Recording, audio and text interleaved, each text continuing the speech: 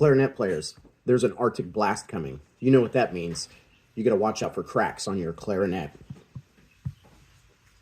Grab your clarinet, take it inside. Now is not the time to be playing outdoors. How do you know if your clarinet's getting too dry from the sudden Arctic blast?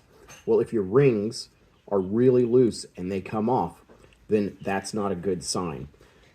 To fix this, until you can get to a repair shop, it's real easy.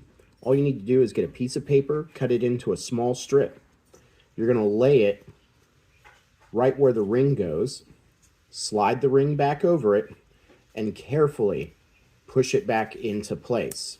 This will add just enough pressure that it'll keep the ring from falling off. These rings are real important to help keep the barrel or the body from cracking. Now all you have to do is just tear off the excess, and your ring will stay in place and it will protect the wood from expanding and cracking. If you want to know more about how to keep your clarinet from cracking, I wrote an article. It's over on my website, instrumentrepairschool.com. Go sign up where it says Arctic Blast, and I'll email that over to you.